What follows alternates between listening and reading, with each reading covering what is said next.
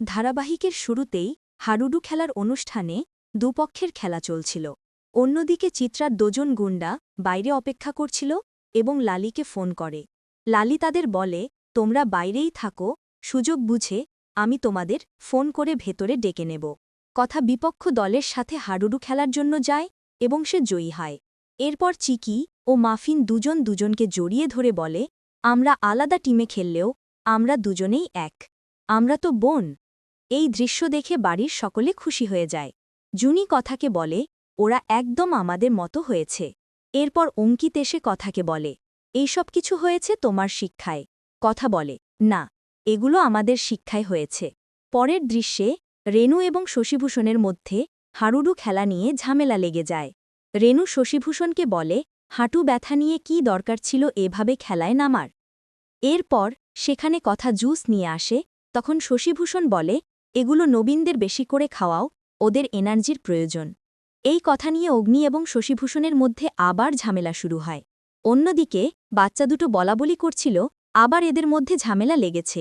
চিকি বলে, কথা মা সব ঠিক করে দেবে। এই ঝামেলার সুযোগে লালি গুন্ডা দুটোকে ভেতরে ডেকে পাঠায় বাচ্চা দুটোকে নিয়ে যাওয়ার জন্য। অন্যদিকে কথা ঝগড়া মেটানোর চেষ্টা করছিল। ঠিক সেই সুযোগে গুন্ডাগুলো ভেতরে আসে এবং বাচ্চা দুটোকে কিডন্যাপ করে নিয়ে যায়। পরের দৃশ্যে কথা বাড়িতে ফেরার জন্য বাচ্চাগুলোকে খুঁজতে থাকে, কিন্তু কোথাও খুঁজে পায় না। এরপর সে বাড়ির লোকদেরকে জানায়। তখন বাড়ির লোকেরাও খুঁজতে থাকে, কিন্তু কোথাও খুঁজে পায় না।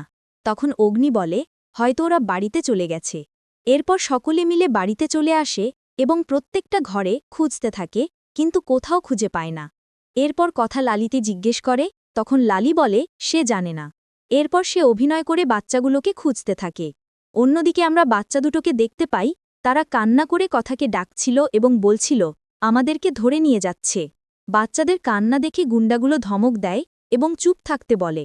পরের দৃশ্যে কথা এবং বাকি সদস্যরা বাড়ির বাইরে বেরিয়ে লোককে ধরে ধরে জিজ্ঞেস করতে থাকে তারা বাচ্চাগুলোকে দেখেছে কিনা, কিন্তু কেউ কোনো খবর দিতে পারে না। এরপর কথা এবং জুনি কান্নায় ভেঙে পড়ে বাচ্চাদের জন্য। ঋতুপর্ণা বলে, বাচ্চাগুলোকে কেউ কিডন্যাপ করে নিয়ে যায়নি তো?